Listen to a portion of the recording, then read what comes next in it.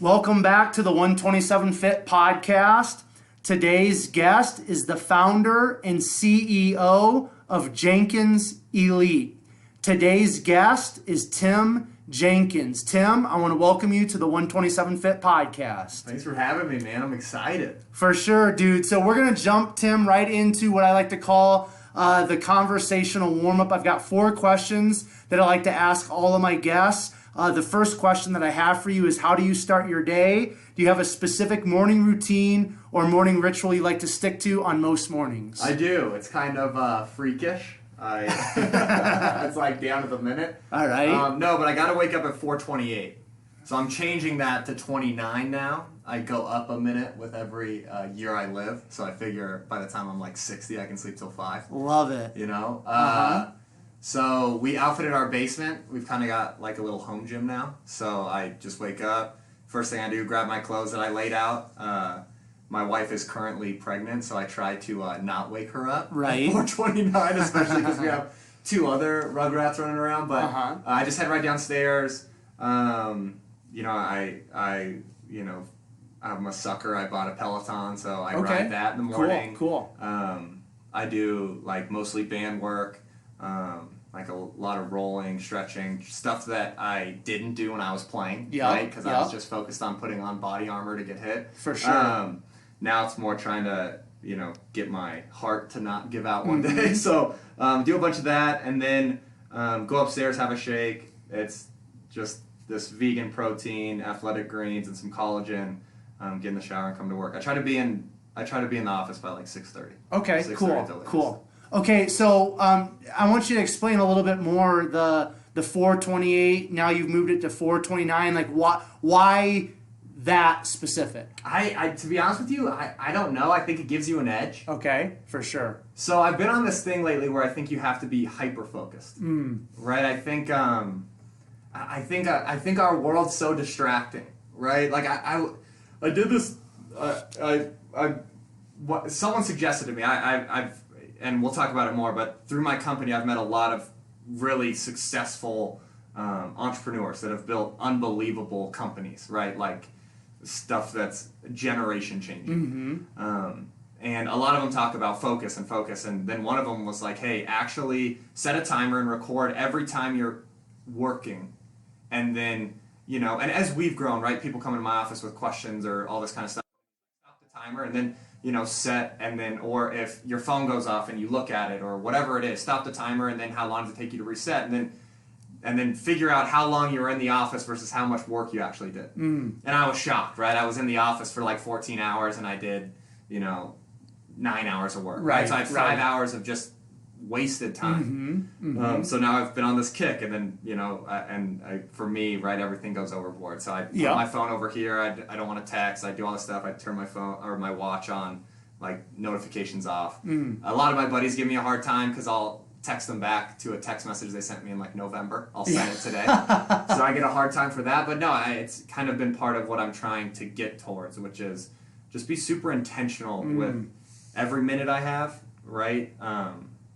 Especially with the kiddos at home now and Emily, and making sure that while things get stressful here and we grow and we do different stuff, that I'm not neglecting, truthfully, my most important role, right? So that's kind of why it's 4:29. Cool. Now I wanna touch on, because I love listening to podcasts. I love listening to high performers, whether that's athletes, CEOs, entrepreneurs, all this type of stuff, right? And something that is popular in our culture now is this word balance. Whenever I listen to elite performers, again, whether that's athletes, entrepreneurs, business owners, all that type of stuff, a lot of them say balance is a myth, or it's a lie, in the sense of, if you want to be the best at what you want to be. So you talking about being hyper-focused and you interacting with all these high-level athletes and entrepreneurs and businessmen and businesswomen and things like that, is that kind of like a sentiment that you've kind of gained as well? Is that if you want to be elite, no pun intended, if you want to be the best at something, balance is not going to happen? Do you agree with that or not? I agree with it 100%. I've changed my perspective on what balance is, right? So like I agree, there's no like in how I think a majority of the world looks at it, there's no balance, right? A lot of people tell me like, oh dude, you have no balance in your life. You're at the office 14 hours a day. Well, yeah, there's no doubt that my time balance isn't skewing towards family right now. Here's what I'll tell you though, right? There's a lot of guys, and they live on my street, right? Or that are home at 4:30 and are outside drinking beer until 8:30, and then they go inside.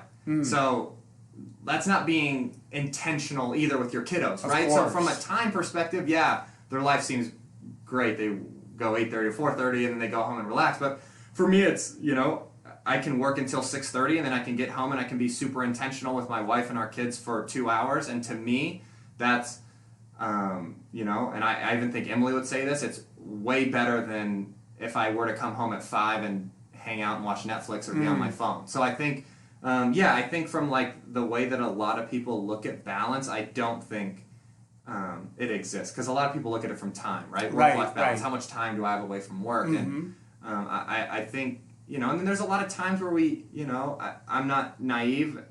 We have, you know, stuff that we can do that we can get some time back where, you know, we can go down to Arizona and just dedicate just time for only family, right? And hang out down there a little bit. And I think there's a lot of ways to be intentional with your time. But yeah, I don't believe that there is a balance. If you want to be the best, I think. But again, I truly believe people should do what makes them happy. There's some people that, and you know, I'm sure you've gone through the same thing in your journey where you meet people and you're like shocked at why they don't want more. Right? You're like, why don't you want X, Y, Z? But some people are just wired different, right? Where, hey, you know what? Like that time that they get home and they do have just time is more meaningful than say X amount more of clients or this or this. And I'm not wired like that based on our pre-podcast conversation. I don't think you are either. No, but for sure. No, I think it's all about being purposeful with it, because I do think that there's a lot of people that have a lot of time, extra time, that they're just, it's wasted. And then, so I wouldn't make the argument that I don't think they have a balanced life either. Cool. We just feel like they do. Yeah, and you've used this word a lot already, intentional, and I feel like that's a powerful word, and that's something that, you know, putting the word balance to the side, I think, you know, intentionality and where you really put your focus, like that's of more value. You know what I mean? So 100%. Ask any girl you've ever dated, right? If you spend 1 hour of being intentional with them compared to 3 hours on your phone, like there's a huge difference, right? My wife beats me up if I'm ever on my phone. So yeah, I think it's definitely powerful. Cool. All right, so let's move on to the second question here. If there's more than one, feel free to share. But is there a favorite book or book that you like to gift often? The book I gift the most is High Performance Habits by Brendan Burchard. I'm going to butcher his last name. Burchard? Yeah, Burchard. Yeah. I think it's, you know, there's a lot of fluff that you got to get around that people on staff have, you know, when we read it as a staff, you know, pointed it out. But I think there's a lot of really good applicable things that if I am starting out from, hey, I just got out of college and I need some good habits to start to develop, you know, start to guide my path on high performance, I think it's a great book. You know, the other, I mean, I'm a huge, like, audiobook guy. Okay, right? cool. So Yeah. I would say any of the Malcolm Gladwell books are awesome. Yeah, I would say, though, High Performance Habits is definitely the one I gift out the most and probably talk about the most. Great. The next question, favorite quote, mantra, or word? Oof. So my favorite quote I've had, you know, since I first heard it when I was 16 is the most unfulfilled life is the one that has never known adversity. So I love it. That's I've good. Probably lived, that's probably been my mantra. Okay, I think cool. I think it's super powerful, right? I'd rather live something super fulfilled where I go through a lot than, you know, maybe make a lot of easy choices. For sure. Now, we're still pretty young, obviously in the new year 2020. Coming into 2020, was there? I know there's a lot of people that kind of had like a word or a mantra or a quote or a phrase, something like that was kind of like theirs coming into the new year.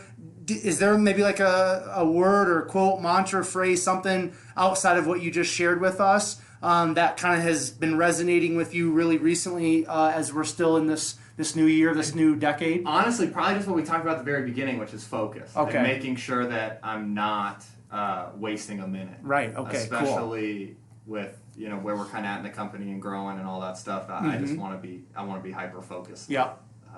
With my time. Love it. Cool. All right. So the last question, Tim, in terms of the conversational warm up, is there a favorite or most listened to podcast? I have two. So the one that I would say that actually got me listening to podcasts, and my wife turned me on to it, was How I Built This. Yep.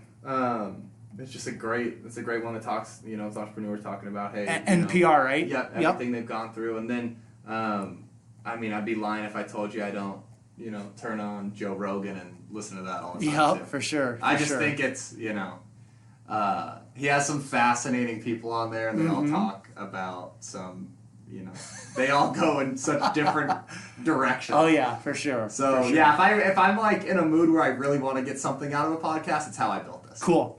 That's and if it's I just need background noise, I can turn on Joe Rogan. Yep, for sure. No, Mr. Rogan goes into some interesting areas. He's all over the place, man. Yeah. But I mean, he's like the godfather of podcasting, and it's amazing to see just through in-person conversations what he's built, right? Yeah. Along with the UFC commentary and different things like that. But you gotta give him his respect, that's for sure. So cool. All right, so we're gonna kind of transition, Tim, into your backstory. So if you don't mind sharing with myself and the 127 Fit podcast listeners, where did you grow up? What do those younger years look like? Obviously, sports was a big part of your childhood, things like that. But just touch on maybe the sports that you played. Do you have any siblings? What did those younger years look like? What did that childhood look like for you? Yeah, so I was born in California. We moved out here when I was young.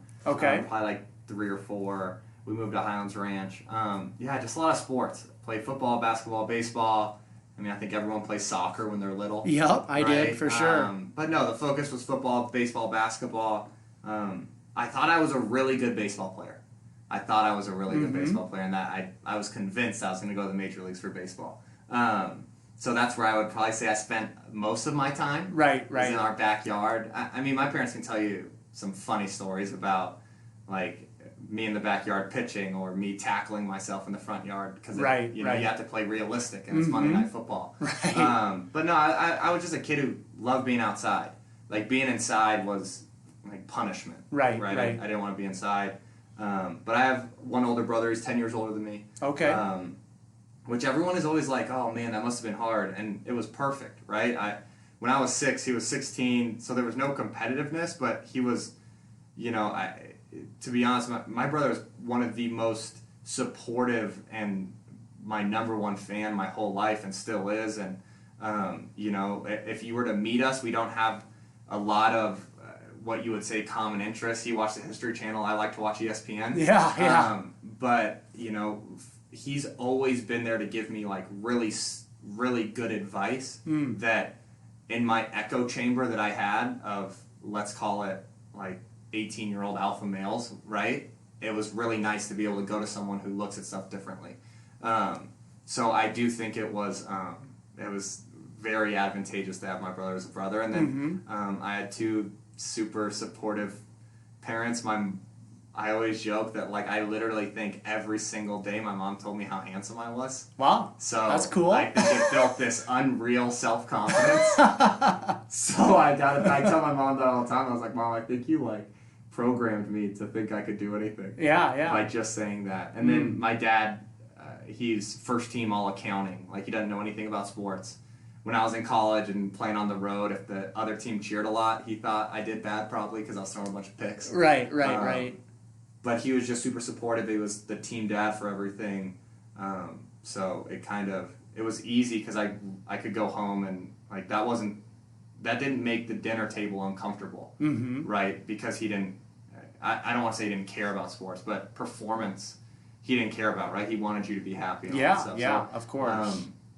Yeah, I feel like I was perfectly parented. My wife will probably tell you different. There's a lot of flaws I have, but yeah, I was blessed with a really supportive group. Cool. Now, I want to touch on that a little bit more because obviously, being the founder and CEO of Jenkins Elite, and we'll get into the nuts and bolts of what that is and what you do, but you work with youth all the time. Yeah. You work with kids all the time. So from your personal experience growing up in an amazing home environment, I did the same. I look back and I'm just like, my parents were amazing, and it gave me such a head start in life because I had that love, I had that acceptance and all that, right? And it sounds like your upbringing was very similar. Now, with you coaching kids and working with youth on a regular basis, like every day, does that home environment really play a vital role in how kids eventually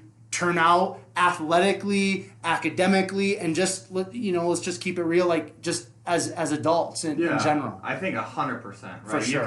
When the first session you see a kiddo, if he comes from a home environment where there's a parent at home or there's a lot of love, they're just a different kid. For sure. Right? Yep. If we want to get super detailed about it, like, to be frank,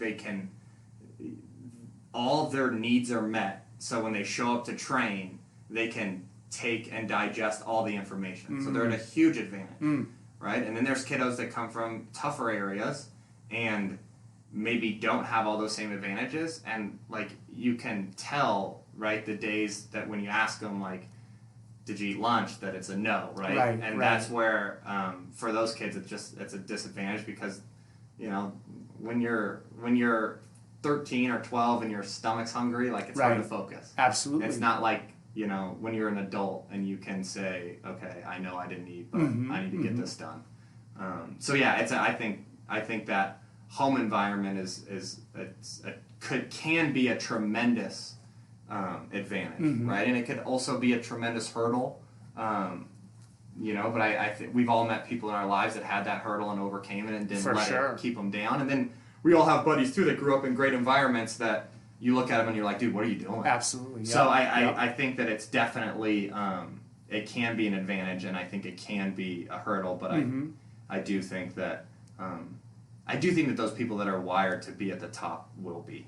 I really do. Cool. Now, how do you? Let's say you've got a kid that maybe they didn't have lunch or they didn't have breakfast. Their home environment is not the best. It's not ideal. How do you maneuver? How do you coach? How do you interact with a kid like that as opposed to one maybe that they've got it all and they don't have anything that they're necessarily thinking about in regards to being at home. When they're here training, their mind is clear. They're open to receive from you and your staff. How do you kind of like decipher how you're going to coach and train the different kids? To be honest with you, we probably don't decipher the difference. I tell you that I try to tell everyone who comes to work for us, right?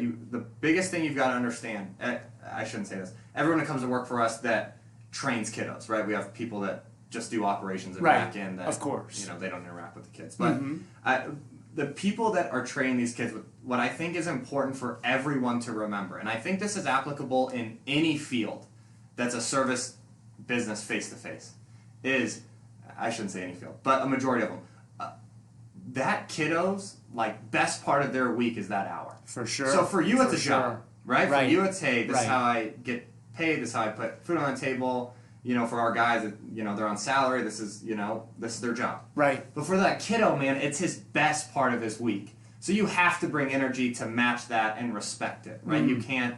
And so whether the kiddo does have everything going for him at home or doesn't, I think you just owe it to them to bring the energy and be your best. That's powerful. Because I remember what it was like when I would go to work out with a coach or. That was the best part of my week, right? Sitting in math wasn't. That was. And that's where I think, we've got to all remind ourselves, and we all have clients, too, that, are hard and difficult. And at the end of the day, though, they work and they spend their money with you, and I think you owe it to your consumers to to greet that with respect and bring the energy for them. And then if it's too big of a pain, at some point you got to free yourself and be honest and let them go as a client, right? For sure. We've had to do that where you got to be honest with people. And I think I think too many of us in the space of we're in skill development, but fitness or I think anything where you have clients, right? Pay for chiropractic, whatever it is. I think too many of us get caught up in this, like, we complain about clients and we have, a negative perception on some of them. And it's like, we either got to realize that, hey, they're paying us, or we got to let them go, right? I think too many people that I've talked to that are in that space, we kind of like tend to complain about XYZ, and then we don't realize too that 99.9% of our clients are tremendous. But yeah, I would tell you just bring that energy for them every day, because regardless of kind of that home life. Cool, and I appreciate that perspective, and that's kind of hitting home for me, because I've been in public education the last couple years, and it's really easy to kind of get in that mode of like, this is my job, this is how I'm paying the bills, but like just realizing that as adults that are working with kids, we have such an opportunity to positively or negatively impact that child or those kids that are before us. And it's a huge responsibility to make sure that we are saying the right things the right way, we are acting the right way in front of these kids, because they're gonna pick up. I mean, there's things, and I'm sure you're the same way, Tim, and all of the listeners. It's like it's kind of weird, like what we remember from childhood, like what one teacher or something a parent said, or maybe an uncle or an aunt. Like, it's just like all these things, and it's like we picked up on that, or we picked up on that. So it's like that's a great perspective, and I appreciate you sharing that, because that's kind of hitting home for me. Because like I know in the past when I'm teaching, it's like you kind of show up and you kind of go through the motions, because it's whatever, we've got things going on at home, but. I appreciate that's great. So let's I want to step back into kind of like your personal journey, your personal story. So I know baseball was a big part of your upbringing. You said you thought maybe you were gonna play professional baseball, something like that, but that's not the way things turned out. So let's talk about football, right? Because obviously that's what you're still doing to this day with Jenkins Elite. You're training young kids to be the best football players they can be. You played professionally. So let's talk about how football kind of came in and maybe kind of took over. Yeah, I mean, my journey's probably like pretty unbelievable, to be honest. I played wide receiver when I was playing youth football. Okay. Played defensive end. I didn't think I could play quarterback. Freshman football, I was like, I'm gonna do it. I'm gonna try to play quarterback. I could always throw, right? That's why I thought I would be a good baseball player. Yeah. And then I started as a freshman on our freshman team, right? Not a big deal, because everyone can do that. There's like thousands of those guys. And then I played JV as a sophomore and junior. Like I just wasn't. I think the hard truth looking back is I just wasn't very good, right? Like a lot of people, build it up as like, well, this happened and this happened. And the truth of the matter is, as a sophomore, I wasn't very good. Right. As a junior, I was competing for the job, but I just wasn't good enough. You're just not good enough. And then as a senior, I was battling for a job, and I'll never forget, like, legitimately, we, in Colorado, and this is like small, people don't really care, but you make the jump from 4A to 5A, right? 4A is a lower classification, 5A is bigger. Right. We made that jump at Thunder Ridge, right? We went from 4A, we went to 5A. We go down and we play a perennially, a really good 5A team. They've been good for a while.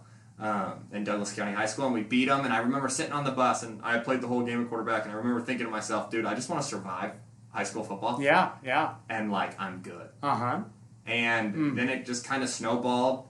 I ended up having a pretty decent year. I got a bunch of RMAC, which is a Division II school offers, and I went to Fort Lewis College, which had maybe won 5 games in like the last 10 years. And where's that at? Durango, Colorado. Oh, okay. Yeah. Okay. So committed to go down there and went down there, and something that summer changed in me to where I went from this kid on a bus in August thinking I want to survive high school football to this kid who was like, I'm going to start 4 years in college and I'm going to go to the NFL. I don't know what it was. Yeah. So, like, to be honest with you, it was maybe you're starting to figure out more about yourself. I was a younger guy when I graduated, so maybe you're, maturing a little bit. But I probably graduated at maybe I was 5'10", like 160 pounds soaking wet. And, I wouldn't say 5'10", probably 6 foot, but I got down there and I was 6'1", 6'2", and graduated at 230. I just worked really, really hard and started as a freshman, started as a sophomore, started as a junior, started as a senior, and I started 30-something games in college, threw for a bunch of yards, and ended up getting a shot in St. Louis, which was another kind of crazy story. But okay, so before we get to that crazy story, I want to touch on your college experience. The college that you went to, is that you went to Fort Lewis College, right? Fort Lewis College. And is what is that Division I? Division II. Okay, it's Division II. Okay.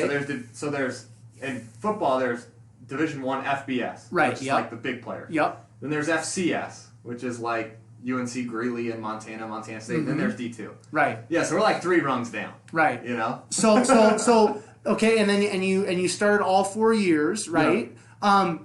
Like how was that experience specifically? How were your teams good? I mean, you said you threw for a bunch of yards and stuff. Kind of like just unfold a little bit that 4-year experience. I mean, to be honest with you, your freshman year, you don't know any better, right? You're just like flying by the seat of your pants. For sure. You're 18. On the road trips, you buy a bunch of candy at the gas station. You walk in, and there's a bunch of senior linemen that wives and kids are in the room. Right. You quickly realize that you need to be like a leader of men. For sure. Right. Yeah. My freshman year, we probably won 3 or 4 games. Okay. We weren't great. We had a pretty good offense. I was named like freshman player of the year for our conference, which gave me a lot of confidence. We had a coaching change my sophomore year, so I got a new coordinator. Kind of more of a pro-style system, which fit me really well. Sophomore year, I'd say, again, 3 or 4 games. The thing I tell you is we didn't win a ton when I was down there, right? We had great offenses. Yeah. We didn't win a ton. And the thing that I think that really sharpened me to was when you are the quarterback, and whether you're at LSU or Fort Lewis, like, you get blamed for a lot, right? Especially when you lose. Yep. It sharpened me to criticism. Right, to where like now I'm at the point where criticism still fires me up the same, but I just don't care. Right. Like I like get riled up for a second and then I'm good. And when you're 19 and you're going through that, it's not the same. You're not as good at taking it. And so I think that sharpened a lot of what hopefully helps me today in my role.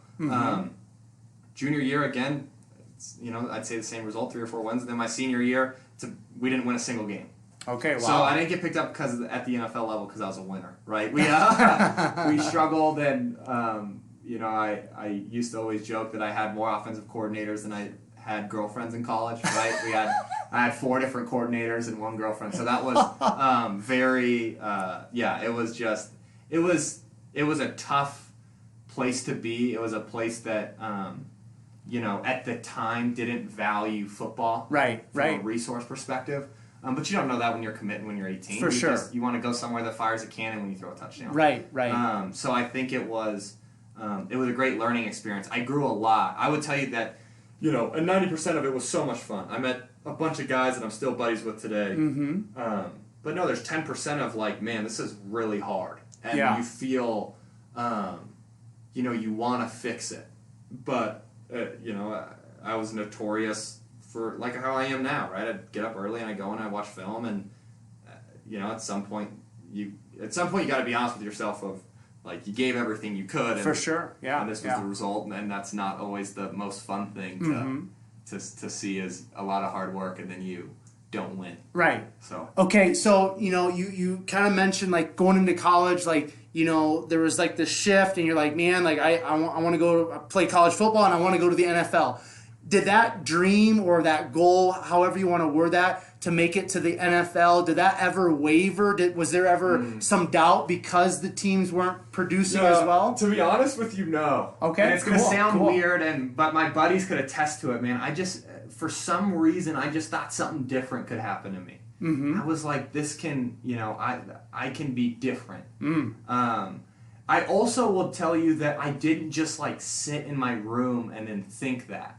Right, like my actions were different. 100%. It wasn't like hey, Tim thinks he's going to go to the NFL, and he's hanging out with everybody, doing what they're doing on the weekend, it was like, I was up at 5:30 and dragging some of my buddies that don't play sports out there to the field and throwing to them. Yeah. So for me, it was, I just truly believe that if I were to really work and focus and dedicate myself to it, that it could happen.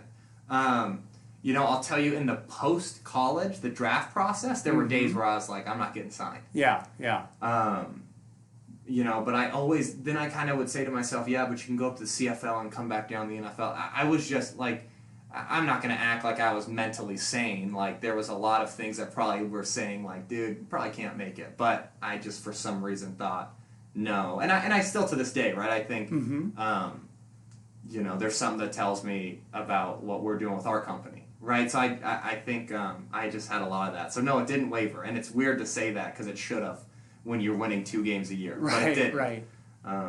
Yeah. Cool. So, before we step into post-college, during those college years, Tim, was there anything, and this could be sports related, could be just maybe socially, was there a struggle? What was the struggle for you in those college years? Looking back, I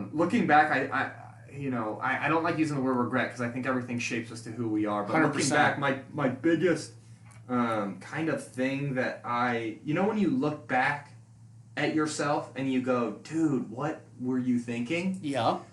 Mine was leadership at the time. I thought that everything was lead by example. And I didn't realize that everyone just wired differently.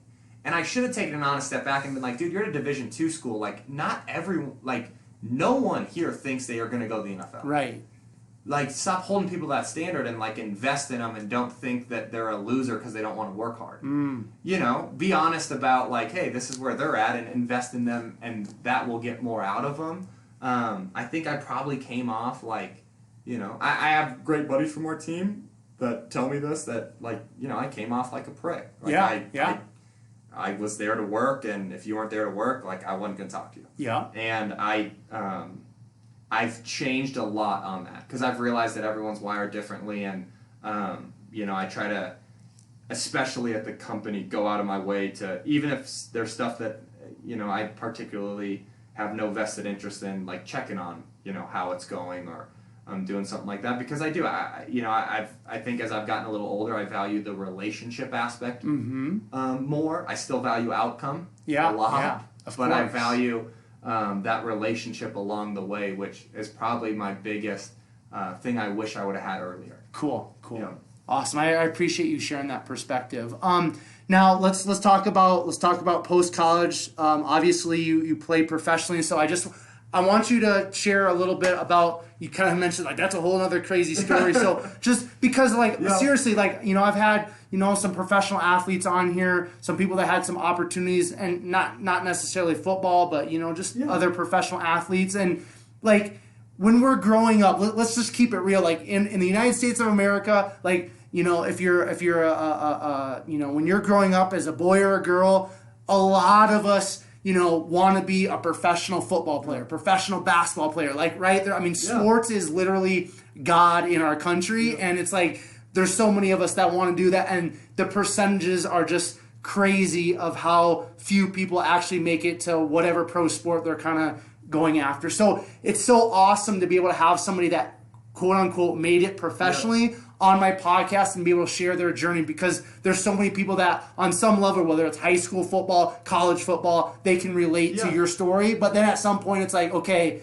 we can't relate because he ultimately made it. He played professionally. So just share a little bit about maybe that process. So after you graduate, were scouts coming your senior year? What did that draft process look like? How did you end up making it, on the St. Louis Rams football team? Yeah, so the first thing that happens, I shouldn't say the first thing, right? Because a lot of guys have to be proactive. The first thing that happened for me was I started getting hit up by NFL agents. Right? Okay. They started reaching out to me or my family and, wanting to sign you, right? That's the first thing that happens. I narrowed it down to Paul Sheehy, who I ultimately signed with, who's actually a local guy. He's off of Bowles in Littleton, and Marty Magid. The Magic Man in Philadelphia. And Marty, what's funny is I'm super close with Marty now. you know, and we can talk more about training and some of the guys we had. I don't know if you watched the XFL, but the kiddo that threw for 4 touchdowns for Houston, was our guy, but we got him through Marty, so that's how we trained him. Anyway, I'm still close to Marty to this day, but I signed with Paul, and Marty calls me. This is 2 weeks after I signed with Paul. Marty calls my house phone, so the landline, right? I know a lot of kids don't know about the landline. Right, so the landline, he calls the landline at like 12:30 at night. Right? My mom's like, "You gotta answer. What's going on?" So I answer, and Marty's like eating he's always eating, right? I hope he's listening to this because the dude needs to stop eating when he calls people. But he's eating a sandwich, and he's like, I still love you. You didn't sign with me, but I got you into this All-Star game. It was the Casino del Sol All-Star game. It's not existent anymore, but at the time it was a D1 All-Star game. Okay, cool. And I was one of the only D2 kids invited. So he gets me to this game, and I go down there, and that's where I really started meeting a bunch of scouts, and this really all started going for me. I did my pro day up at CSU. Okay. So that was when Coach McElwain was there. I was able to go up there and throw, which was a huge advantage rather than trying to host one in Fort Lewis. For sure. You know, and then the draft came, and I, you know, from everything I thought, I was like, yeah, you always hold out hope. Maybe you can get grabbed in the 6th or 7th round. But I knew I was getting signed as an undrafted free agent, right? The Rams had already told me that.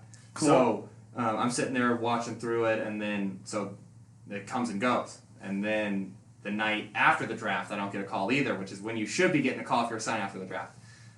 So obviously I stay up all night talking with my girlfriend at the time, who's my wife now, and my brother, who we already talked about, and just talking about, you know, the NFL sucks anyways, I'm going to go to CFL, yada, yada, all the stuff that you do to justify, right, you know, why you didn't get picked up. And then, you know, I kind of, you know, I hate using the word pouted, but yeah, I was just down for a day. And then Emily, my wife now and girlfriend at the time, she's like, dude, stop, like, get up and work out. So the next morning we went up, we worked out, we got Jamba Juice, we went back to her parents' house, because, you know, at the time you're both living at your parents' house. Yeah, for sure. And then I got a call, and it was the Rams quarterback coach, and he was like, we're going to bring you in for a workout. We're not signing you. We're going to bring you in for a tryout. So I just went out there super motivated. You know, you live, so this is like a full circle story. So sorry if I get long-winded. Dude, you're good, man. But they put you up with who you're competing against, right? So there was me and then Mitchell Gale, who was another tryout quarterback. He went to Abilene Christian, who my freshman year beat us by 80 or something like that. Okay. So I'm like, you know, there's a little extra motivation. Yeah, for sure. And I'm, again, you could probably already get this feel from me, but I'm hyper competitive, right? If he stayed up studying his playbook till 11:30, it was 11:31. Right. I just wasn't gonna put it away. For sure. You know, and then if I saw him set his alarm for 5, I was up before, 59. Yeah. I gotta win. So, anyways, you get this 3-day tryout, and then at the end of it, I remember shaking Brian Schottenheimer's hand and Coach Fisher, and just thanking him. And I remember walking off the field thinking to myself, man, I'm good. Like, I gave it everything. If this is where my story ends, that's where it ends, and I'm all right. And then I go back to my hotel room, I fall asleep, and then I wake up, and there's a text message from my agent that says, you're signing a 3-year deal tomorrow. And it just so happened that tomorrow was Mother's Day. Wow. So I call my parents, and I tell my mom, I'm like, Mom, I'm, good news, bad news. Bad news, I'm not going to be home for Mother's Day. Good news, I'm signing a deal in the NFL. So my parents went crazy. Wow. I was out there for a week, and then they flew me home for a couple days to grab some clothes because I didn't have any clothes or anything. Yeah. So I was out there then flew out, and then was able to celebrate with my parents a little bit and Emily, and then went back and went to work, and it was OTAs. Went through that, went home, had the month before training camp. Went out to training camp, battled, and then got let go at the end of the preseason, and then right after that, signed right away and went up to the CFL for a little bit. And, okay. So I was with the Calgary Stampeders up there, which is like Denver, but not as good. You learn all about loonies and toonies, right? They're $1 and $2 coin. Right. And then came back home and had every intention of going back to the CFL. I don't want anyone to think I didn't have good intentions. I had every intention of going back to the CFL. And I started training kiddos, and and like I was hooked, man. I loved it. So it's kind of the full perspective of that journey before starting to train kids. And yeah, man, it was. I remember every day at training camp grabbing grass and like soaking in the moment during stretch, right? Like trying to soak in, like, dude, you're in the NFL. Yeah. Like, somewhat enjoy this. It probably took me like 5 years to where now when I travel and I'm in a hotel room, I'm not like anxious. Right. So when you're in training camp, you live in a hotel. Right. And people say like, oh, there's cut down days and the roster goes from 90 to 75 today and 75 to 53. That's what they tell you on ESPN. Dude, people get cut every day. Oh, really? From the course of me being there's probably 50 guys cut. Oh, wow. So it's not like, oh, I got to wait till cut down day. No, you just have a bad practice and they send you home. So you spend your whole time as an undrafted free agent anxious. Right? I'm sitting next to Sam Bradford. He ain't anxious. Yeah. He's guaranteed $30 million. They ain't cutting him. So it's like it's just such a different world to be an undrafted free agent in. So my wife still jokes about it. She's like, oh, are you nervous that you're going to get cut? I'm like, no, I'm good now. But no, seriously, we'd stay in hotels and I get like anxiety just from remembering that. But no, it was a really good, I got my PhD in football, right? It was really good. That was your post-grad for what I do now. Now, you mentioned that you signed a 3-year contract. Now how does that work? Because you didn't get drafted, but then you signed a 3-year contract. Like, does that contract basically only stand if you make the team? Is that how it works? If you make the team. So the NFL, there's no guarantee in reality, right? That'll be the big negotiating chip when they go back for the new CBA, right? The collective bargaining. When they do that this year, that'll be the big one, is guaranteed money. But nothing's guaranteed. You're guaranteed your signing bonus.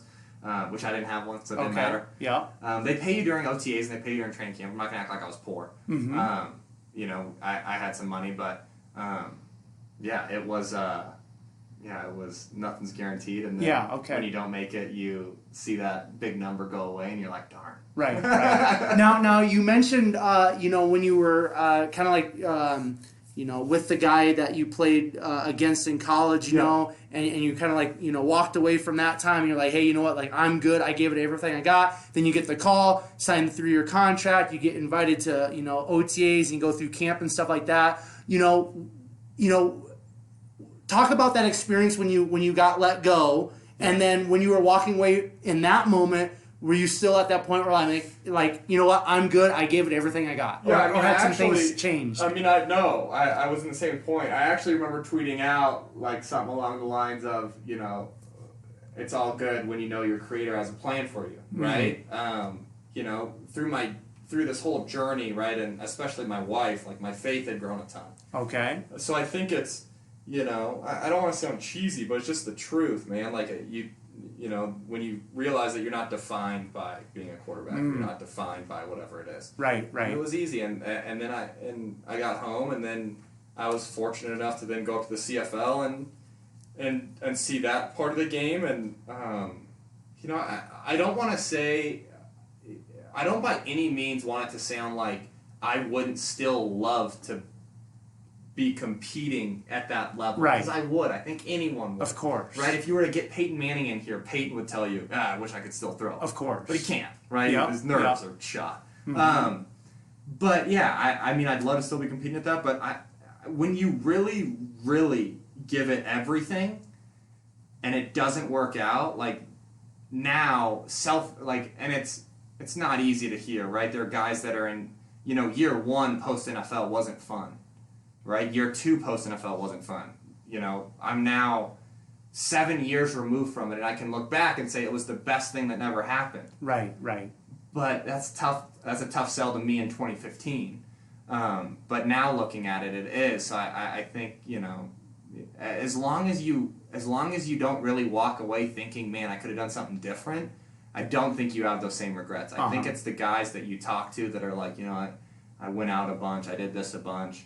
I wish I would have just focused. Those are the guys that, in my personal opinion, have a lot of regret. For sure. Because they know that they left something on the table. I can be super honest in that I probably left 6% on the table. Right? I feel like I gave it, I gave it almost everything. Because you could always just not sleep at all. Right, of course. And that's not going to work out. No. Cool. So before we kind of transition into what you're doing today and talk in depth about Jenkins Elite, you just kind of mentioned, faith, and that's something before we turn on the mic, Tim, we were discussing a little bit because, the 127 Fit podcast stands for a Bible verse. My faith is important to me, and I would just, really appreciate it if you just shared a little bit about your faith. And you mentioned, like, towards the end of your football career that faith had been strengthened. So, was faith something that you grew up with? And then just kind of like talk about how faith, has grown in your life. Yeah, so my journey there, to be honest with you, I wasn't exposed to it at all, right? So the first time I really started reading anything was probably when I got to college. And by no means is it like my parents were like atheists. Right. Both of my parents have tremendous faith. I just don't think they ever defined it, right? They didn't take us to church. That's But I started reading a little bit in college, and then I met my wife, who has she grew up down in Texas. Like the Bible Belt. That's been her Sunday routine her whole life, and that was really she was able to pour into me a lot. And then of course there's things in a relationship where your wife giving you biblical advice is probably not the best, right? You challenge each other way more than you would anybody else. Right, and even though she knows probably way more than other people I go to. But no, she just really, helped. And then, past football, I was a believer. And then, I should know this off the top of my head, but now it's probably 2 years ago I got baptized. So cool. Awesome. For me, it was kind of... our little boy was 1, so it was 2 years ago. But yeah, it was. It's been a journey. It still is a journey, right? There are days that, unfortunately, a lot of the stuff we do has to be on Sunday. Mm-hmm. So I can't, get to church all the time, and that's not great. Right. But no, and there's how it is. There's seasons where you feel like it's at your forefront, and there's seasons where you look up and you say to yourself, like, dude, I haven't prayed in a month. I need to write this. For sure. Ship. So I think it was perfect timing for me to really start, and I have to give all the credit to Emily. It was perfect timing for her to be introduced to my life when she was, and then for her to be there through a lot of hard stuff. Mm-hmm. Not getting signed and then getting signed and then getting released and thinking like your dream's done. Right. But she helped strengthen my faith, and the journey's been. There's just so much you don't know. Of course, there's so much you know. And so I went to this thing called Alpha. It's a group for non-believers or atheists, and it was over at Cherry Hills, and I tried it, and it was the best experience. Because you sit there and you get asked like all the questions you really want to ask, like, hey, there is why do people suffer so much? Right. All the stuff that people have been saying forever. Right, for sure. And then the truth of the matter is, I just hadn't really, a lot of people come at not believing as it's like the scientific approach, and the truth of the matter is I hadn't researched either side very well. Right. I hadn't given either of a shot. So then I started doing my research, and to me it turned into more of a step of faith than a leap, and I got baptized, and it's pretty amazing. Sweet, man. I appreciate you touching on that a little bit, Tim, because we all different people believe different things, obviously, but faith for a lot of us, it's that foundation, and we wouldn't be where we're at today if it wasn't for God, if it wasn't for our faith, if it wasn't for just us having some understanding of like, man, like there is a higher power, like there is God, there is a creator, so thank 100%. You for touching on that. So I appreciate it. All right, so let's start talking about the kiddos. Let's talk about Jenkins Elite. So you're done playing professional football. Sounds like you started working with some kids after that first year of playing professional football. Let's talk about that, and then I'm just going to give you the platform and the floor just to kind of talk about the metamorphosis of Jenkins Elite and kind of where you guys are at today. I mean, it's been a crazy journey. So I started just training a couple kids at the park, right? Okay. I thought it was, I was going to go sell insurance, do something else, keep playing the CFL. I didn't know what I was going to do. So I needed to bring something to the table because my wife was teaching at the time, making way more money than me, and that's like, that's not a whole lot, dude. As a husband, you're sitting there like, man, I gotta I want to provide. Right, yep. So yeah, I started meeting kiddos at parks, I did my first lesson ever in Strasburg, Colorado. I don't know if you know where that is. I don't. It's way out east. Okay. Closer to Nebraska than Colorado. Okay. And I charged $30. So I think I spent 20 in gas.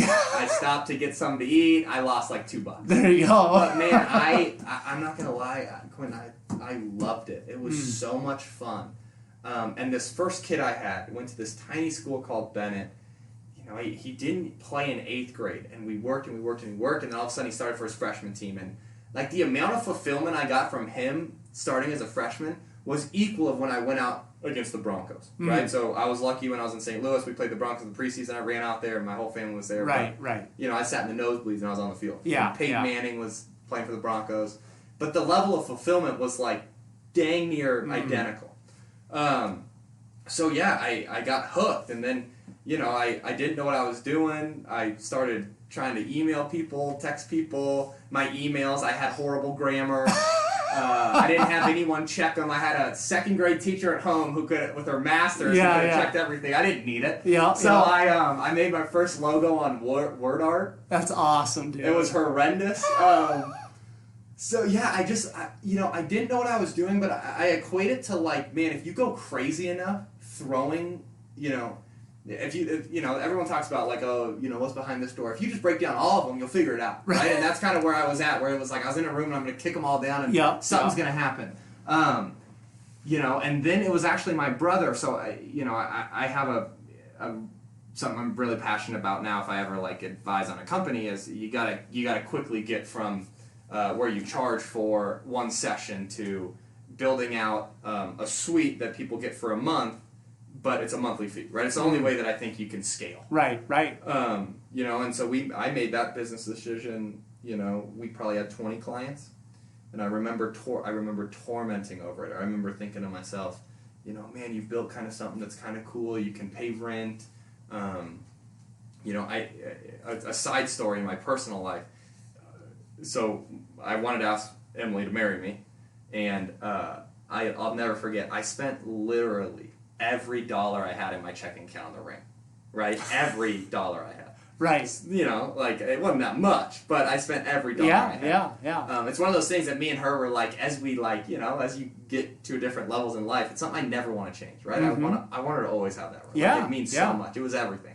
So now I've gotten to a point where I can like pay rent with these 20 guys. Like, it's something that you feel good. Absolutely. And then I had this little blue, sorry, this is dumb, but I had this little blue spiral notebook, this ledger where I would record, right, the kids' lessons and if they paid and all this stuff that now you just do on the computer and it's easy. But I did it by hand. So I tormented over this decision. Hey, should I really shift? Should I do this? And I figured it out, right? All I needed was 6 clients to stay, and I'd make the same. That's all I needed. So sure enough, all 20 stayed, right? And they all, instead of picking the lowest membership, pick like the highest. Wow. So I all of a sudden go from like barely scraping by to like, all right, I need to take a step back. This could be something real. For sure. And I would tell you that I was a horrendous marketer.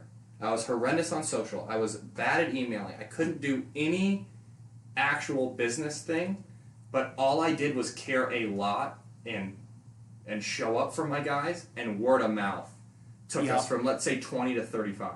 Yep. And then I'm out there with 35 kids, and it's growing, and then, you met him tonight, but Maverick texts me, and he goes, hey, I'm going. He had gone, I had trained him for, let's call it 6 months. He was a senior getting ready to leave for college. He went to Fort Lewis College, hurt his shoulder, came back and was going to Metro. So Mav hits me up and goes, hey, do you have any jobs? Do you have any positions? And I kind of I don't want to say blew him off, but I didn't know. I didn't know how to hire somebody. Right, yeah. You got no idea how to do it, right? You're Googling how to hire somebody, and every blog you read makes it seem like you need 30 attorneys to hire somebody. Right. So I'm like, I can't do it. So I'm like, hey, man, just come out and film, and I'll pay you $15. I'll give you some cash, right? Yep. That's what I thought. And so we probably did that for 2 or 3 months. Matt probably showed up. And I was like, I just got to hire this kid. So I figured out how to do it. I got the payroll software. I did the whole deal. Hired him. Couldn't have been more than 2 months later, I run into who you met tonight too, Justin Holland. Okay. Who trained me when I was young. Wow. And Justin is one of the most gifted instructors I've ever been around. Just a true teacher of the game. Can teach, can articulate, can do everything. So I meet Justin, and this is all, you got to understand, yours is the same. Everything's seasonal, right? You take big membership hits in August, right? So I meet and hire Maverick, let's call it June, right? Justin, I meet him in August, but I got to hire these guys, but we're about to take a massive Right. hit. So I did. I offered Justin a job, and he took it, and I hope he thinks the same. But it was a huge blessing for me. I hope it has been for him. And this is 2015. Right.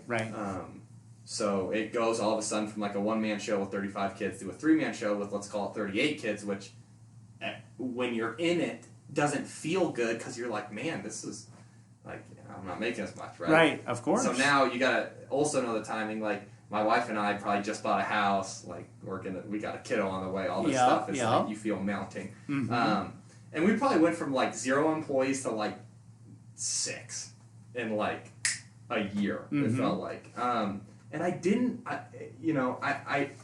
Every single person that I brought on was a great hire. I was a horrendous CEO, let's call it. I don't even want to call it that at that time because I wasn't good. I was a horrendous delegator. Right. I had 5 guys that worked for our company, and they all weren't sure what to do because I just wanted to do all the work. Right. So it was dumb. Right. It was dumb. It was a waste, and then it makes you resent people, and even they're doing the best they can. You're just bad at your job. Of course. That's the truth of where I was in 2015. So, we start to figure it out. Mav took over a lot of the operational stuff, sales, clients, calls, all that kind of stuff. We hired Coach Ty at the time, and then I met Joe Hansley, who he's been on your podcast. He played for the Raiders, played for CSU, and my wheels are starting to turn of, okay, if we can do this with quarterbacks, can we do it with receivers? Right? Because the big myth out there was quarterbacks want to train, ain't nobody else want to. Right? That was what people were telling you. So at this time, let's call it 45, quarterbacks, whatever it is. It's grown. And then now we're going to start doing receivers. Again, I had no idea how to instruct people on doing sales. I had no idea how to generate leads. There was none. I didn't do anything well. So I'll never forget Joe coming out for the first receiver session. There's 4 kids, right? And Joe, who you've met, is the most charismatic, awesome guy. Cool dude, yeah, right? For sure. So he's probably out there dude, this ain't real. This isn't a real job. It's this ain't gonna last. Anyways, Joe's he's a gifted teacher too, and he helps us, take it and grow it. And so, to where, now we're at a, different point where we've got real roles, real ways to generate leads, real people, and we've expanded, right? So now we do quarterbacks, we do receivers, we do running backs, we do O-line, D-line, we do camps, we do 7-on-7 leagues. We can break this news on your podcast, but by 2021, we want to have 2 or 3 more out-of-state locations. Cool. So we have a model that we feel really good about. We feel like it rewards everyone involved. And then I've been super lucky. I've met guys like, Mav and Justin and Joe, and, honestly, every single person on our staff has been tremendous. And even the people that didn't last, right? They were, there were seasons where we had certain people, and they did a great job, and then, things happen, and they don't work, as closely anymore, and that's just kind of the nature of the beast. Of course, yeah. But I would tell you in the last, even just the last 2 years, I've grown a ton in terms of, really helping define this is what someone's responsible for, and it just helps. It helps everyone involved when you can be transparent with communication. So I probably breezed over a ton of stuff. No, you're good. You're good. I'm gonna pull it out. So but I mean, it was it's been a crazy journey, man. Yeah. Okay, so just for the people that are going to be listening to this, probably more on my side than your side. That you've mentioned quarterbacks and receivers and running backs. What and you mentioned camps and different things like that. But like, what are you guys, like, just the nuts and bolts of it? Yeah. Like, what are you guys actually doing with these young athletes? Yep, so we're in skill development. Okay. So we don't, they don't come to us to get bigger, faster, stronger. Okay. That's not us. They come to us to learn how to play quarterback or learn how to play receiver. So Perfect. the nuts and bolts of it, we're teaching them 3-step, we're teaching them 5-step, we're teaching them, hey, here's how your delivery path should go. We have virtual football school, so we teach them, like, hey, what's cover one? Well, it's one high safety, man underneath, all the kind of football junky stuff, right? So they have virtual football school. We do group training, which is basically anyone in our program can come. Oh, cool. So these are huge groups, right? You're talking, we had 70-something kids a couple weeks ago at one session, right? But we have a ton of coaches out there. Yep. It's like a real team practice almost. So we have group training, then we have private training, the one-on-one, where you drill in on some of those things that you've identified at group that these kids need. We help these kiddos with the recruiting process. A lot of families go through this one time, and they're like me, they had no idea what to do. So we help tell them, hey, here's an actual camp you should go to, here's one you shouldn't, here's people you should email, yada, yada, yada.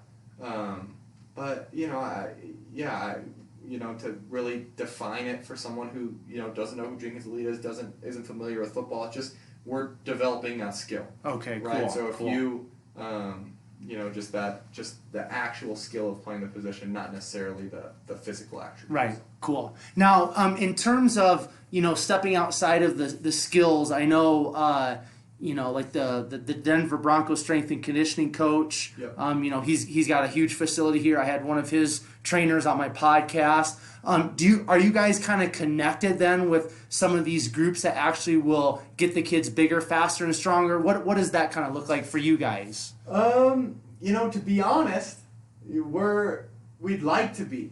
Oh, okay. But football, man, is a crazy ego world. And a lot of people that, let's just call a spade a spade. A lot of people that teach people to run fast think they can teach them to throw. And they can't. And a lot of people that teach people how to throw think they can teach people to run fast. Right. They can't. Right? And a lot of them think you don't need certain things, and you do need certain things. And the truth of the matter is, if you're going to develop as an athlete, you need all of it. For sure. Right? So I to be transparent and be frank, we'd love to have great relationships with all, the kind of speed and performance guys. The truth of the matter is, a lot of them,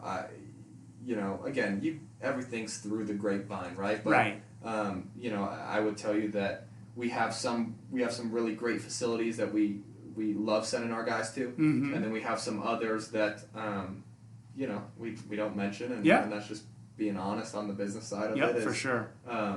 You build relationships the same way that we have, there's coaches that we have great relationships with, high school and college coaches, and there's coaches that don't think they need us, and that's okay, right? I think everyone, I think everyone eventually gets to a point where you realize that it's okay to need someone else and not, right?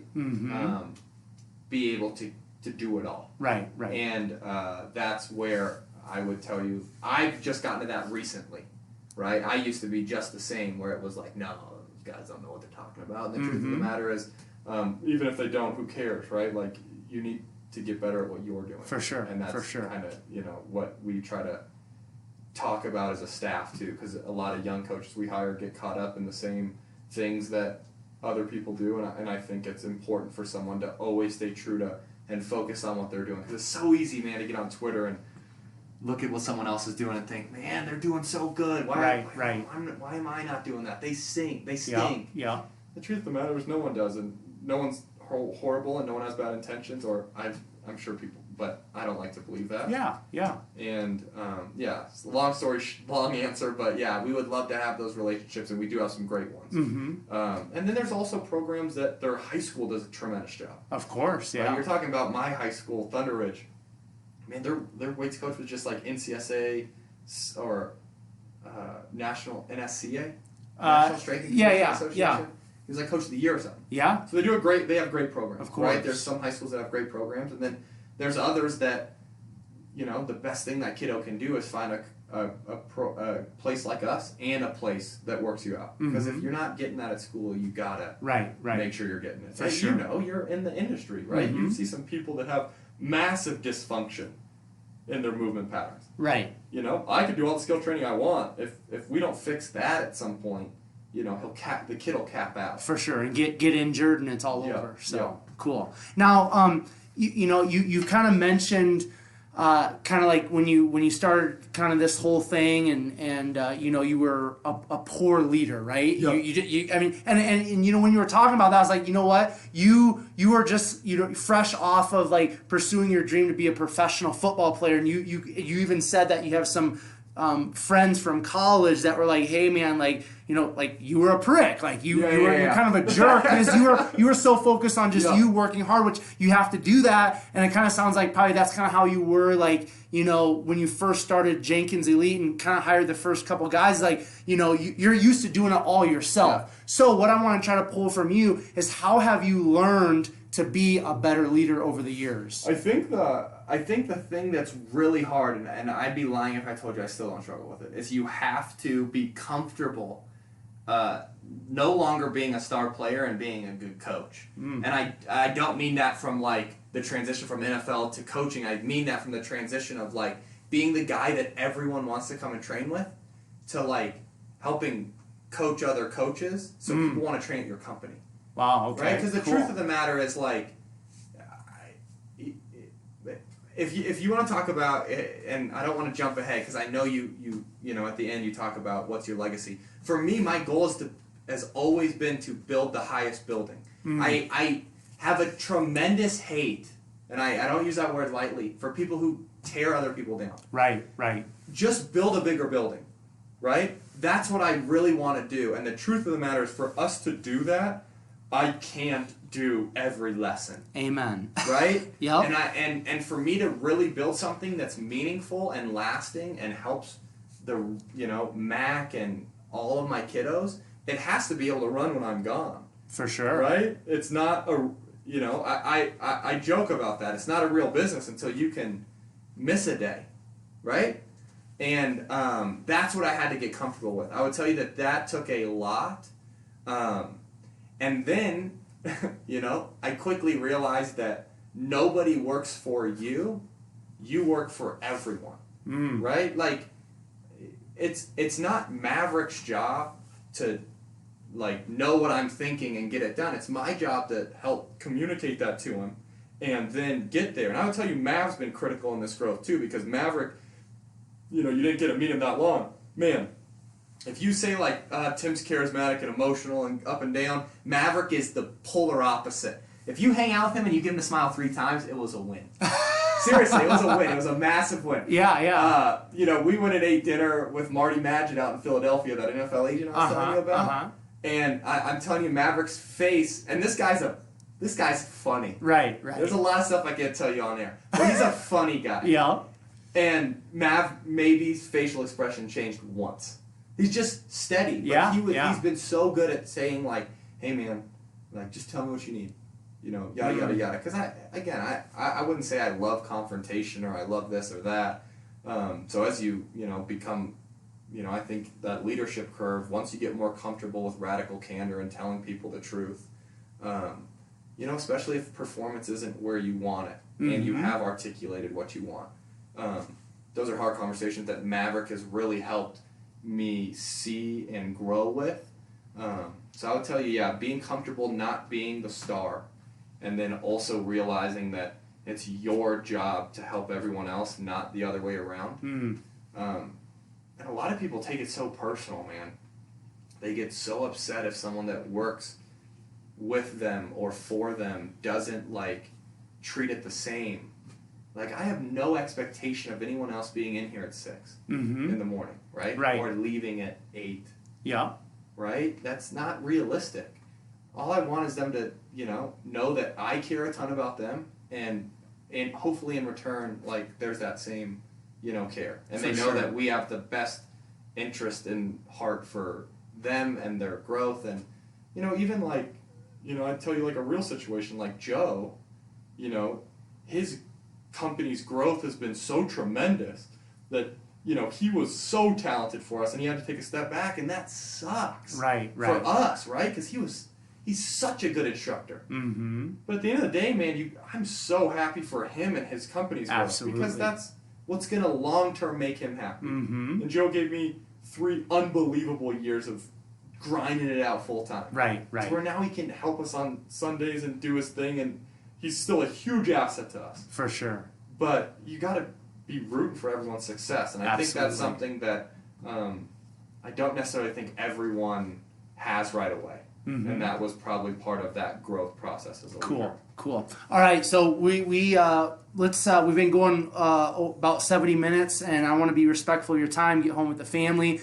A couple more things I want to touch on, and then we'll wrap it up. Now, you kind of mentioned I want to get to your heart for the kids, because you mentioned, you finish up playing up in Canada, you start helping a couple of kids at the park, and you're like I'm hooked. Yeah. Like what is it, Tim, about just working with youth, helping them to kind of succeed and go to the next level with their athletic career, specifically football? Like, what is it inside that just lights you up about helping kids?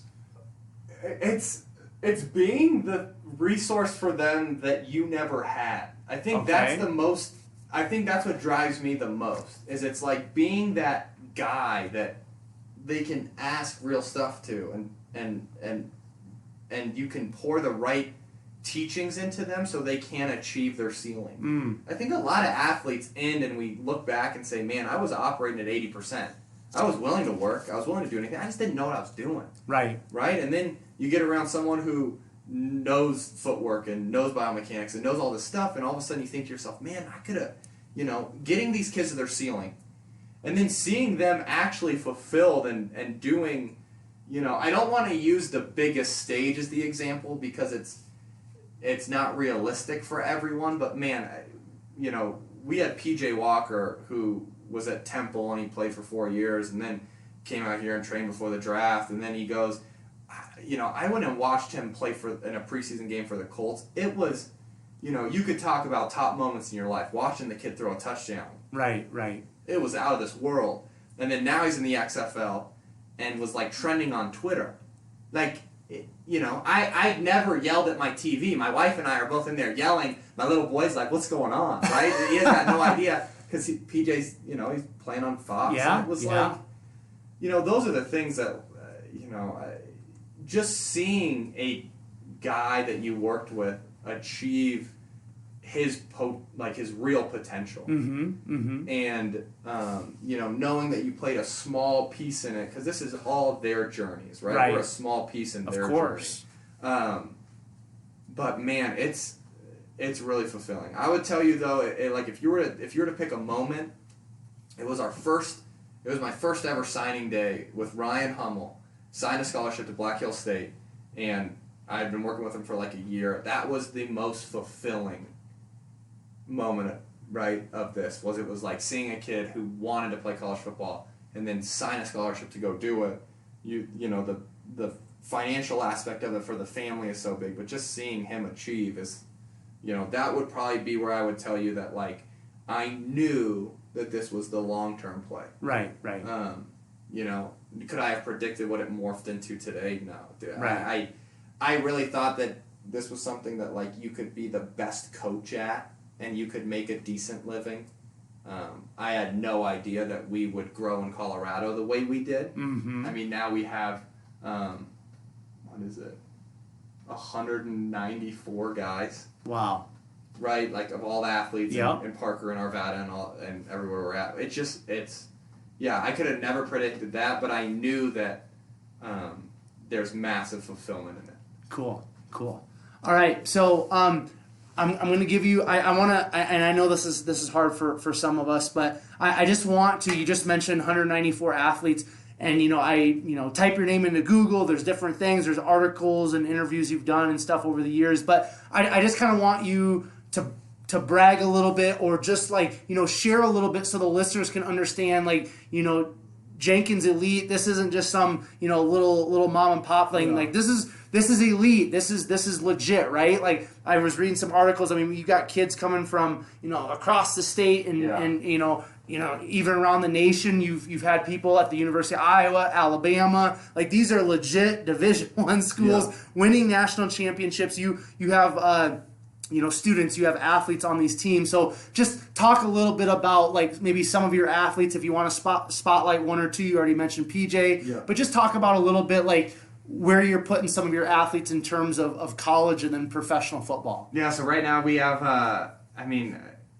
now we have a kid at Iowa, we have a kid at NC State. I tell you, we probably have 30 kids at FCS and D2 programs that no one on the podcast would know. The same way no one knew Fort Lewis, right? Yeah, for sure. We have we have 3 active guys right now in the XFL. Cool. All of them had been in the NFL until this last year, and we've had when I first started, I used to like beg people to come out and do a story on us, right? The most surreal ones for me were I got interviewed for like an NFL Network piece, which was crazy. Yeah. And then the one that everyone on staff makes fun of me about was, I don't know if you saw the 9 News thing, but where I was the quarterback whisperer. Yeah, I have that written down right here. Which is really good for the brand, but I'm going to tell you right now that if you ever get dubbed the whisperer of anything, your buddies and your close friends are going to be unrelenting with the things that they could come up with you. I'm sure. And they could only talk to you in whispering voices. So we've had,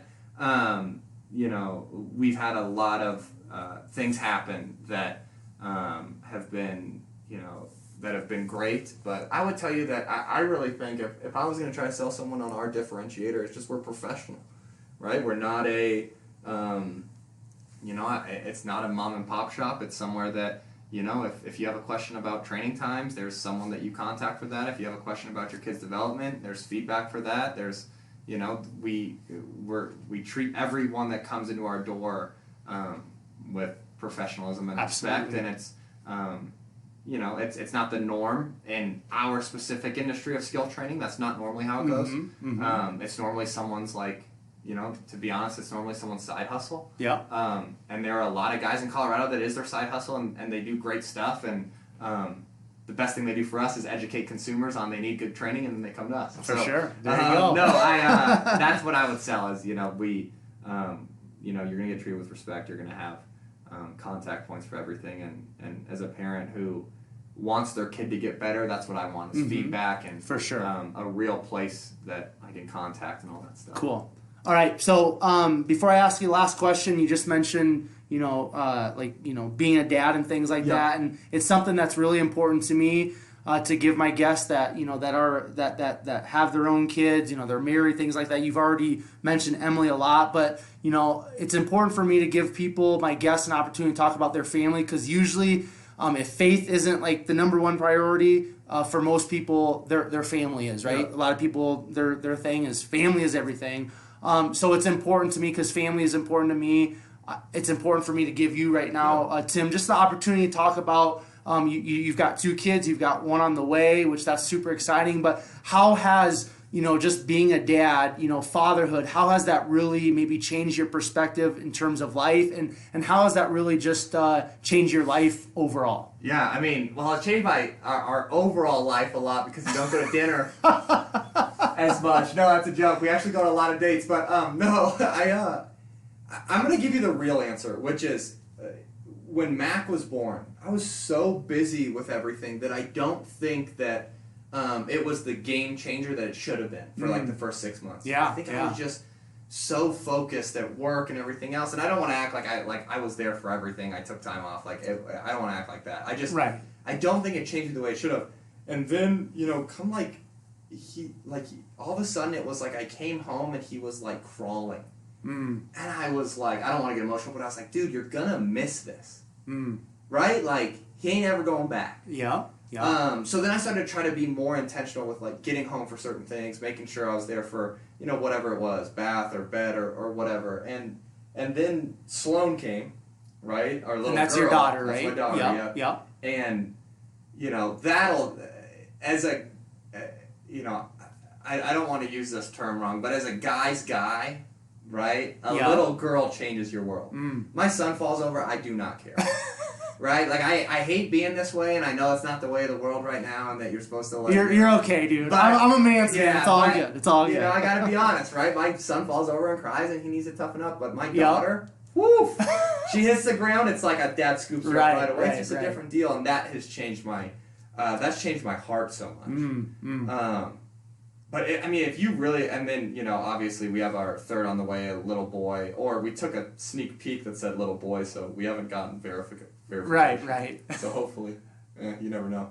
But the biggest thing that it's changed though is when you're in the delivery room, and I'm not going to get detailed, but when your wife is going through that, you quickly realize how much better they are than us. Wow. Yeah. Right? Like I grew up thinking to myself, like, yeah, you can beat girls one-on-one, they're not as good, right? Like you can beat them in basketball. Right. But then you see them go through childbirth, and you're like, dude, it's not even close how much tougher they are.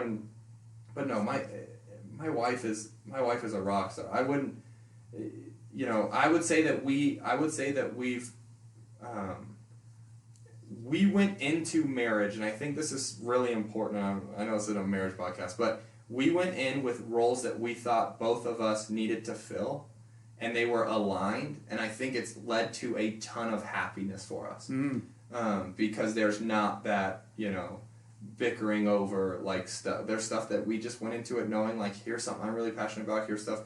You know, she always wanted to be a great mom, right? Like, that's what my M wanted. She wanted to be the best mom, and she is. She's the best mom, you know? She has a bunch of friends that are pretty good moms. My wife's the best. She really is. She's there for the kiddos. She's there for everyone else. And then I was, you know, really driven with this, and she knew that, and she's just been an unbelievable support system. I'm gonna get home. It's like 8 o'clock. I'm gonna get home, and like the kids are gonna be down. She's gonna be like excited to see me. Yeah, that's right. Awesome, Where there's a lot of times that you hear like you come home and they're like resentful, and that's just not her heart. Her heart's unbelievable, and you know, we're both hard to deal with at times. I leave my socks out, that gets her riled up. But no, man, you know, having a family, you know, and being responsible for raising good human beings in what's crazy world currently. Yeah, I guess it's always been crazy, but yeah, it's just I guess I think it's the final step in like being a man, right? Like you get that where it's no longer like you just don't go do dumb stuff. Yeah, for sure. You get locked in, and then it's been an awesome. I mean, it's been a fun ride. They're so young. 3, yeah. I know, they're so young. 3, man. So we got to do this again in like 2 years. And be like, when he starts playing sports, man, that's probably going to be a game changer. It's going to be fun until he's like, Dad, guess what? I want to play soccer, and then it's going to be like. Yeah, come back when he says he wants to play soccer and not quarterback, and I'll be like, being a dad is the hardest thing ever. But no, cool, man. Awesome. Cool. Awesome. So, just the last question I have for you, and we kind of alluded to it, touched on it just for a minute. You know, earlier you said build the biggest building. So, just legacy, like, you know, what and then you can take it kind of both ways, like maybe personally, you and your family, but then also for, you know, Jenkins Elite, kind of like what legacy, Tim, do you want to leave? So for personally, here's what I've like really learned about myself. I want everyone that I meet to walk away knowing that I'm the most generous person, right? Whether it was like fiscally or time or energy devoted to something that like, you know, you know how it is, right? That you devote energy to something that there's no benefit for you. For sure, yeah. Right? But you devote a ton of time and energy to it. That's what I would really like personally people to say about me. There's all the other stuff, right? Be a great dad, a great husband, all that. Of course. But if I were to say something that like everyone could walk away that really is in my circle or has really met me and not like the surface, that's what I would want them to say. I would want them to say that I was generous, whether it was my time or whatever it was. I always want to try to prioritize other people. And then, you know, as a professionally, to be completely honest, and this is, you know, crazy, my big dream is to get traded one day. I want to be on the New York Stock Exchange. Cool. Which to be a public company, you've got to have massive market cap, right? So I don't think we can do it by just doing football. I think we got to get to every position and do everything and grow a nationwide footprint. But I think from a professional standpoint, I think I that's my goal because it's never been done. There's never been a ticker where it was like a training company. And we all know big ones, right? IMG Academy, all these, but they're not, and that would be the long-term, like, pie in the sky. Love it, dude. So that would be the if you ever see like a JENK ticker going across, that would be the dream. And I'm gonna be like, dude, I had him on my podcast. So in a couple years or 2-3 years, when your son, starts playing sports, we'll get you back on the podcast. Yeah, and then when that happens, that'll be round 3. That'll be round 3. I don't know if I'll qualify for yours by then. By the way you're hustling, man, you'll be like, you'll tell your assistant, you'll be like, no, you're gonna be like, man, I gotta be like, sorry, Q, I'm getting on the Joe Rogan podcast. All right, man, it's all good. So cool, man, cool. Yeah, all right. So, Tim, before I kind of like wrap things up here, if somebody is listening to this, they're a parent, they're a young athlete. If they want to find out more about Jenkins Elite, if somebody's just resonating with your story, they kind of want to reach out to you and just connect with you. Where can you send people? Where can people find out more about you and everything you got going on? Yeah. So if you want to learn more about Jenkins Elite, go to just jenkinselite.com and you can learn everything about all our programs, all that kind of stuff. And if you want, like, if you want to reach out or anything like that, just fill out that contact us form and I'll get it right away too, and I'll make sure I touch base with everyone that reaches out. Or if you want to follow me, T Jenkins Elite on Instagram and Twitter are the only ones that I'm very good at keeping up with. Cool. So Tim, I just want to thank you very much, man, for taking time out of your schedule. I know you're going to get home later than you normally would, missing some time with the family, but I appreciate your time. I appreciate you just transparently sharing your story. It's greatly appreciated. Oh man, I appreciate you. This is awesome. You got to keep doing it. I'm not stopping, man. Episodes this year. I'm not stopping. 100 episodes this year. 100. I'm up to 119. I know, but you got to do 100 in 2020. That would be cool. There we go, dude. One of the goals is to do 30 episodes in 30 days. So I'm thinking once I get to 170 this year, then I'm gonna push that 30, and it'll get me to 200, and then we'll see. But just let me know if you need me back on. For sure, dude. You hey, you know what? You and Joe at the same time, man. That'd be a riot, dude. All right, cool. So 127 Fit podcast listeners, once again, I just want to thank you for your listening ears. They're always greatly appreciated, and I'm so thankful for you. If you'd like to find out more about the guests that I'm bringing onto the podcast, or if you'd like to find out more about myself personally, you can find all of that on Instagram at 127fit. Facebook is at Quentin Vars. If you guys would do me a huge favor, and please leave me a 5-star rating and review as you're just finding great value in an episode or episodes of the 127 Fit podcast. Also, just hit that subscription button. Between the subscriptions and the written reviews, that's kind of how the algorithm is, especially within Apple Podcast app, kind of, that's how you kind of get heard more. That's how more people can find the podcast. And we know the more people that listen, the more people that find the podcast, the more people are going to be positively impacted, and that's what we want.